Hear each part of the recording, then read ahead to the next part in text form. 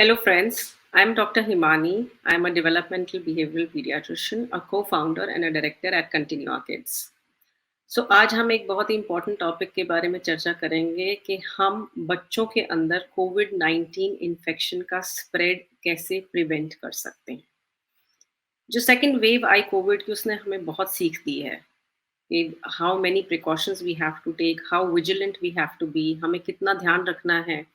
जिस तरह से हमने देखा कि सेकेंड वेव के अंदर जो मिडिल एज एडल्ट्स हैं उनको भी काफ़ी सिवियरली अफेक्ट किया है कोविड ने, और काफ़ी सारे बच्चों के अंदर भी कोविड का इन्फेक्शन पाया गया है। अब हमें तैयार रहना है कि अगर थर्ड वेव आएगी या कोविड से हमें अभी भी जो एग्जिस्टिंग वेव है उसके अंदर भी हमें बच्चों का प्रोटेक्शन और उनका बचाव किस प्रकार से करना है। हमें 3 सिंपल गोल्डन रूल्स बताए हैं वो हमें फॉलो करने हैं। फर्स्ट है कि 2 साल के ऊपर के बच्चे को अगर समझ में आता है और आप उनको मास्क पहनना सिखा सकते हैं तो आप उनको मास्क पहनना सिखाइए। सही ढंग से मास्क पहनना सिखाइए जिसके अंदर के बच्चे का नाक, मुँह और चिन कवर हो मास्क के अंदर। और जब भी घर से बाहर निकलें तो उनको ये मास्क पहन के निकलना है। मास्क के आगे के हिस्से पे टच नहीं करना है बार-बार, या फेस के किसी भी हिस्से में टच नहीं करना है। अपने हाथों को सैनिटाइज़ करना है, सेकंड स्टेप। सैनिटाइज़ करने के लिए आप सैनिटाइज़र यूज़ कर सकते हैं जिसमें कम से कम 60% अल्कोहल की मात्रा होनी चाहिए, जिसको आप 20 सेकंड्स के लिए जब हाथों पे रब करेंगे तो हैंड सैनिटाइज़ हो जाते हैं। दूसरा मेथड है 40 सेकंड के लिए सोप एंड वाटर से आप हैंड वॉश कीजिए बिफोर डूइंग एनीथिंग। ये एक तरीका है। बच्चों को भी सिखाया जा सकता है और एडल्ट्स जो बच्चों का टेक केयर करते हैं उनको भी हैंड वॉशिंग रूल्स फॉलो करने चाहिए।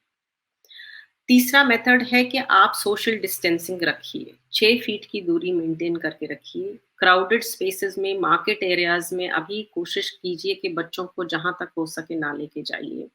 जब तक बहुत ज़रूरी नहीं है तब तक ना लेके जाइए, और अगर लेके जाना भी पड़ता है तो अगर आप डिस्टेंस मेंटेन करेंगे और मास्क का इस्तेमाल करेंगे तो चांसेस है कि बच्चा प्रोटेक्टेड रहे। दूसरा ये एक देखा गया है कि बहुत बार जो बच्चे न्यूली बॉर्न हैं to pregnant and lactating mothers, breast feeding mothers को, उनके अंदर अगर मदर्स को कोविड-19 इन्फेक्शन होता है तो बच्चों के अंदर कैसे प्रोटेक्ट किया जाए।